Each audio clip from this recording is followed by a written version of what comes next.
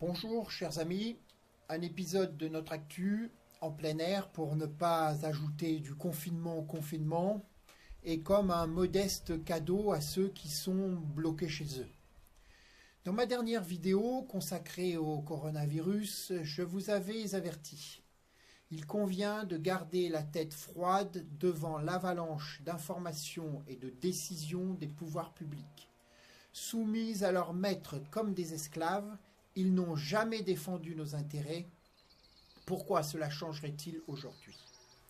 Il convenait en effet de ne pas tomber dans le piège d'une pseudo-union nationale face à l'adversité, derrière le général Macron, le général en chef d'opérette, se foutriquer avec son armée mexicaine de marcheurs, renforcer des supplétifs des médias aux ordres. Ces médias qui sont responsables du désastre actuel et cherchent malgré tout, sans vergogne, à utiliser cette tragédie nationale et même mondiale pour rebondir politiquement et continuer à se goberger sur notre dos. Une semaine après cette vidéo, on est bien obligé de constater que chaque jour apporte de nouveaux éléments à charge contre cette clique maudite dans ce désastre sanitaire et économique qui apparaît de plus en plus comme un des plus grands scandales de ce régime, dont l'existence même apparaît désormais comme un scandale en soi. C'est évident. L'idéologie mortifère de nos dirigeants ne suffit pas à expliquer la tragédie que nous vivons. La corruption a elle aussi joué un grand rôle dans ce désastre qui, divine surprise, aura, j'en suis chaque jour plus convaincu, le mérite d'emporter dans la tombe, avec nos héroïques médecins et nos malheureux anciens, cette République vermoulue, son Union européenne inepte et même l'euro, leur ruineuse monnaie d'occupation. Avant de poursuivre, je voudrais apporter une rectification sur la conclusion de ma dernière vidéo. J'ai dit qu'après la session 2013 des Young Leaders de la France China Foundation, qui avait rencontré Jacques Attali le matin du 2 septembre de cette année 2013, avant d'être reçu à l'Élysée l'après-midi par François Hollande, Emmanuel Macron avait intégré la commission Attali, ce qui est évidemment absurde, puisque cette commission avait été constituée par Nicolas Sarkozy. Gérant associé de la banque Rothschild, Macron avait été promu par Attali en personne en mars 2010. Au moment du déploiement des réseaux chinois en faveur de leurs poulains, Macron est donc déjà dans les circuits décisionnaires des instances mondialistes. Pour ceux que les liens entre le foutriquet et la Chine ont probablement surpris, je les renvoie à ces deux voyages officiels en Chine, dont le dernier en grande pompe et à la tête d'une importante délégation française qui s'est déroulée du 4 au 6 novembre, au moment où j'étais hospitalisé, certainement pour cause d'infection au coronavirus. C'est un hasard quand tu nous tiens. En 2017 d'ailleurs, un partenariat stratégique global a été noué entre Macron et Xi Jinping pour faire progresser la relation bilatérale. C'est à cette occasion que le président français avait promis qu'il se rendrait au moins une fois par an en Chine.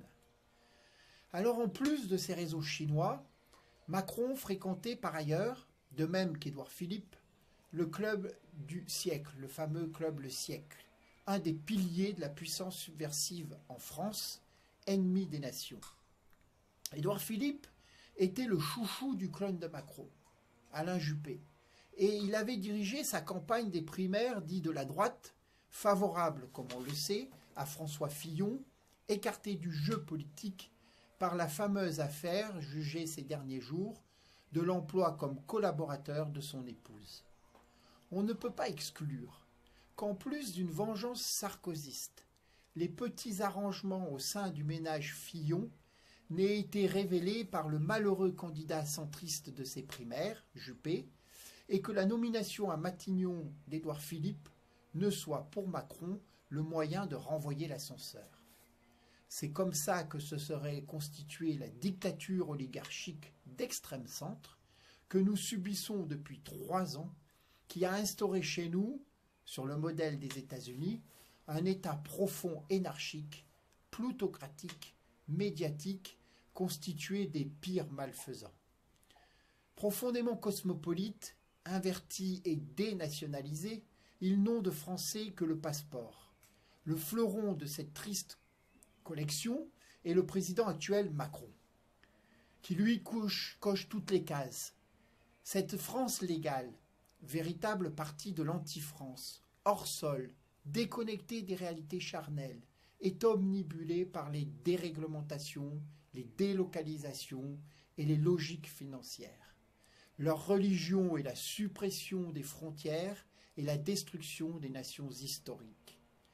Pas étonnant donc que Macron ait refusé obstinément de fermer nos frontières, prétendant se retrancher derrière celles de l'espace Schengen.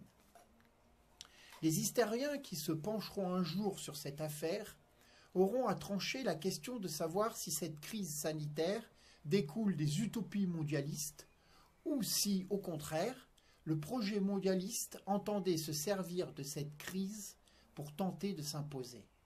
C'est l'histoire de la poule et de l'œuf en quelque sorte.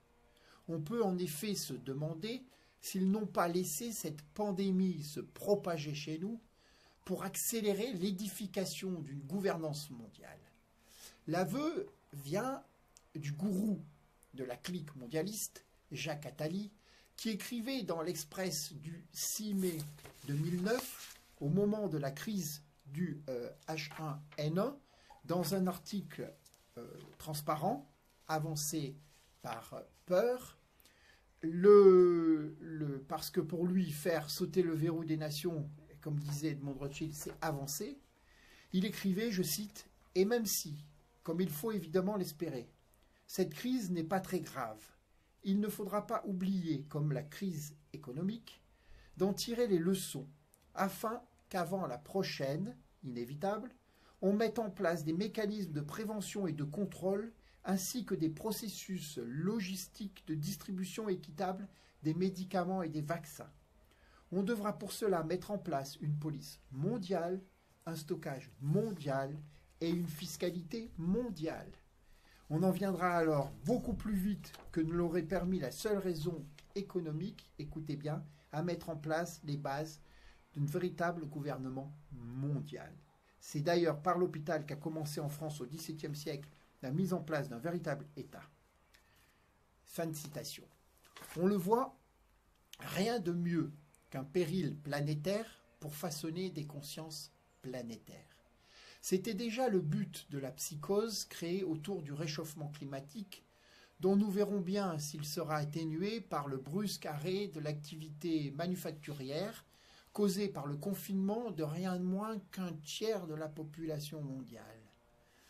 On le sait, depuis l'affaire Charlie, et ce avant ça d'ailleurs, souvenez-vous, avec l'affaire de Carpentras, rien de mieux qu'un effet de sidération collective basé sur des peurs traditionnelles, irrationnelles, pour renforcer un conditionnement mental déjà bien solide, puissamment ancré dans les mensonges de la Seconde Guerre mondiale, dont découle directement l'idéologie qui s'attaque à nous. Mais l'idéologie mondialiste n'est pas seule en cause dans ce désastre sanitaire du coronavirus. On ne nous vendra pas la responsabilité atténuée de 12 utopistes qui œuvraient pour le bonheur de l'humanité. Personne ne peut croire à cette fable. Au cœur de toute cette histoire, il y a de l'argent, ce foutu pognon. Cet argent, moteur des idéologies libre-échangistes et mondialistes, cet argent qui n'est jamais pour le peuple, mais toujours pour ceux qui sont censés organiser les moyens de sa prospérité. Plus encore que sous ses prédécesseurs, sous Macron, l'argent s'est emparé de tous les domaines de l'existence, de tous les domaines où la marchandisation n'avait pas encore pu s'immiscer. Il n'y a qu'à voir comment ils ont démoli les structures de l'hôpital public en à peine 3 ans pour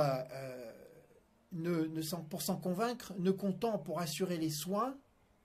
Les interventions en ambulatoire se sont généralisées ces dernières années, que sur des cliniques privées dont beaucoup ont fermé leurs portes devant la récente menace.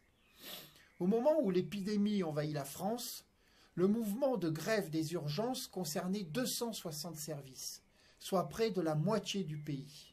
En janvier 2020, laissés à l'abandon par le gouvernement, environ 1100 médecins occupant des fonctions de chef de pôle, de chef de service ou d'élus en commission médicale d'établissement démissionnaient de leurs fonctions administratives.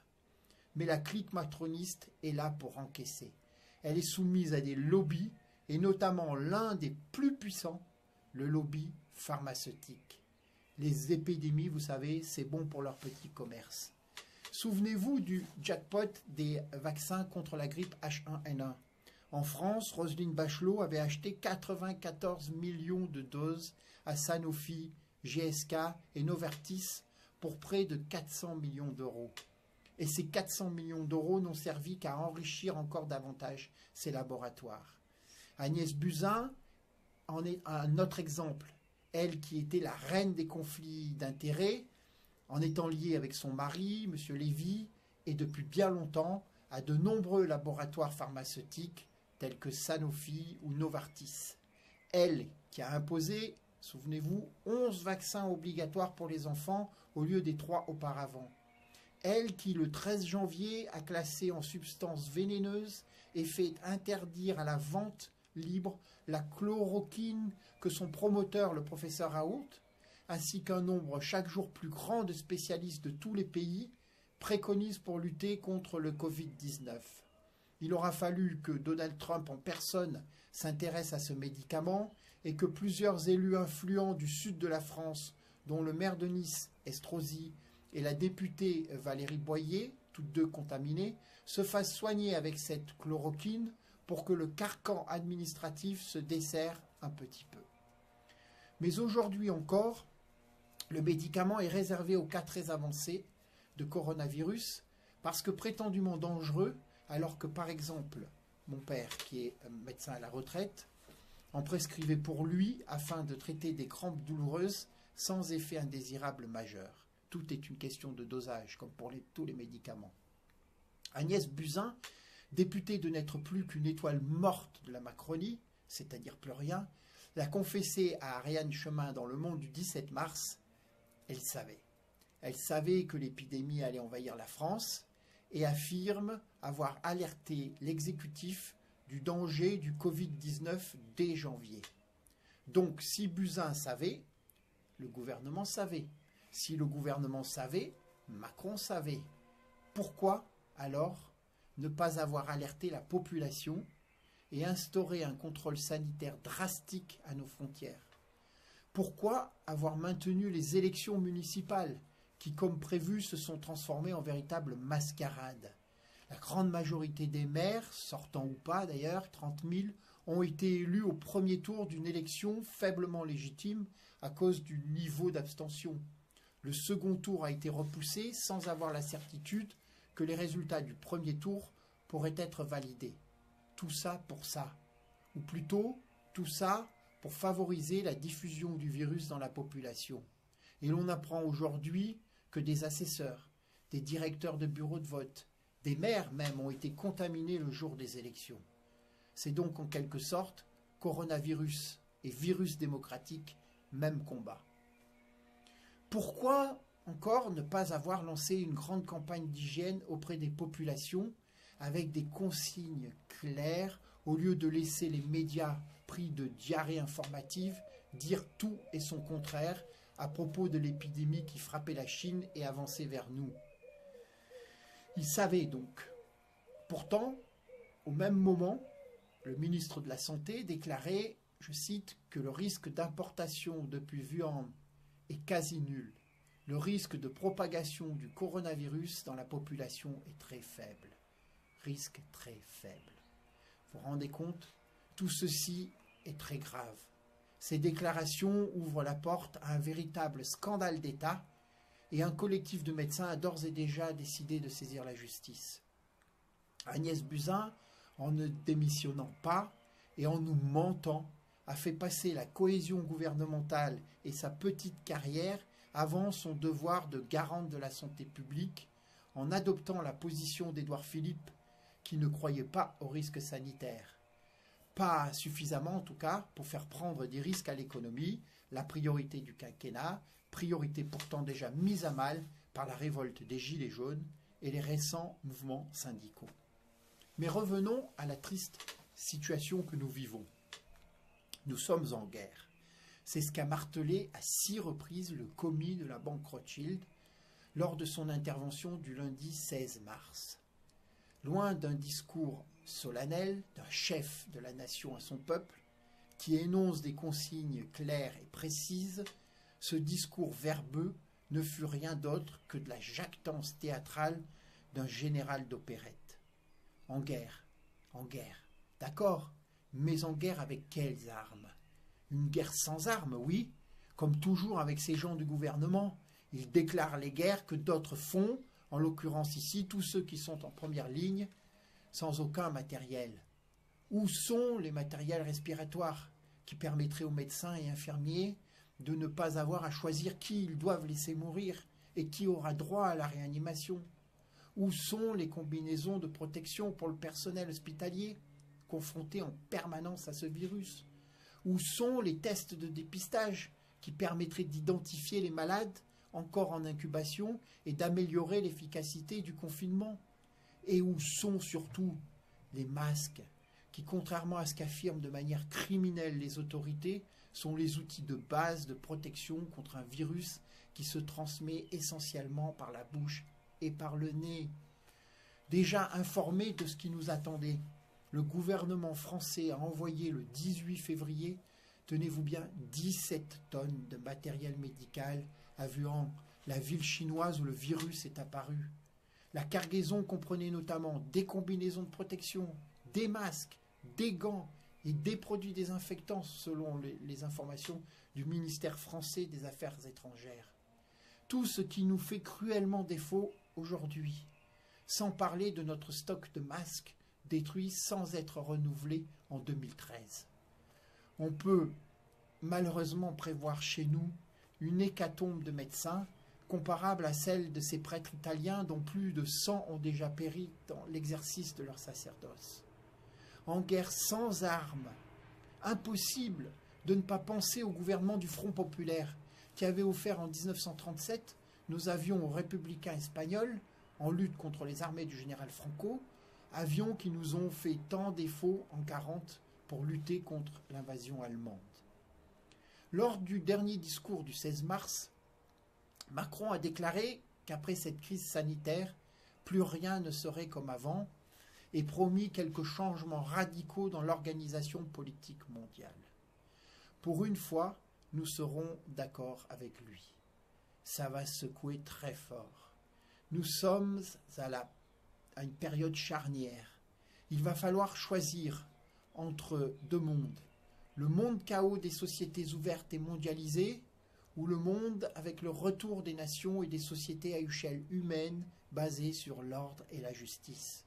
Là encore, le gouvernement du Front populaire élu en 1936 sur les promesses de pain, de paix et de liberté pour tous n'a apporté que le rationnement, la guerre et l'occupation en 1940. De même, Maastricht, l'euro et le traité de Lisbonne nous ont été vendus comme promesses de prospérité et de libre circulation des biens et des personnes, et nous voilà confinés chez nous, comme si nous avions tous un bracelet électronique, et avec des ruptures de stock de produits de première nécessité sanitaire, sous la menace d'une pénurie de médicaments fabriqués maintenant en Chine ou en Inde. Les mariages sont interdits et les enterrements sont expédiés à la va-vite en catimini. Que de misère, mon Dieu, que de misère. Face à cette répugnante clique de l'État profond, à cet abominable pays légal, le magnifique, l'admirable pays réel. Tous les soirs, nos compatriotes sont nombreux à rendre un hommage, ô combien justifié, au personnel de santé par leurs applaudissements. Certains ont pris l'initiative d'arborer les couleurs nationales au balcon. C'est un geste magnifique, un symbole fort de l'unité nationale que nous devons retrouver, en hommage à tous ces Français solidaires qui se mobilisent au service du bien commun et refusent d'abdiquer face à cette épidémie. En premier lieu, l'ensemble du corps médical, et on annonce les premiers morts. Ceux qui se retrouvent face au virus sans toujours avoir les équipements de protection nécessaires, mais aussi les postiers, les routiers, les livreurs, les éboueurs, tout le personnel de la distribution alimentaire, comme ces caissières qui font face aux clients, les boulangers, les agents bancaires, les forces de l'ordre, les militaires, les prêtres, et je le répète, plus d'une centaine sont morts en Italie dans l'accomplissement de leur sacerdoce. Il en sera de même chez nous. Et les restaurateurs qui, malgré les fermetures, offrent tous les jours des repas aux soignants, et aussi tous ceux qui continuent à travailler ou télétravailler dans l'adversité. Cette crise révèle et accentue le fossé qui n'a de cesse de se creuser au sein de notre société. Avec d'un côté, et il faudra s'en souvenir, ces racailles des banlieues qui profitent de la situation pour semer la haine et le chaos, et de l'autre, toutes ces personnes qui, dans l'adversité, se redécouvrent peuple, et tout ce peuple qui, loin des menaces du ministre éborgneur Castagnère, se mobilise pour vaincre l'épidémie et se redécouvre nation. Ce phénomène avait débuté avec les Gilets jaunes autour des ronds-points. Il est en train de s'accélérer aujourd'hui dans le combat contre l'épidémie. La nation restera toujours la meilleure protection d'un peuple. La France est plus forte que le coronavirus. Elle survivra à cette nouvelle épreuve, elle qui a surmonté toutes les crises au cours des derniers siècles. Quand nous en aurons fini, quand nous aurons enterré nos morts, une soif inextinguible de vérité et de justice s'emparera de nous. Nous rechercherons et nous trouverons assez facilement, je pense, les promoteurs de ces mensonges qui nous ont fait tant de mal. Après le triomphe de l'indispensable révolution nationale, viendra alors, avec l'ordre nouveau, le temps d'un second procès de Riom. Celui-ci sera conduit à son terme. Comme le dit la chanson, un jour viendra où les traîtres paieront. Ainsi, avant de nous quitter, et afin de respecter les consignes d'hygiène, un salut romain à vous tous. À bientôt pour un nouvel épisode. En avant la victoire, maître chez nous, qui vive France, débarrassée de tous ceux qui la souillent. Je vous remercie.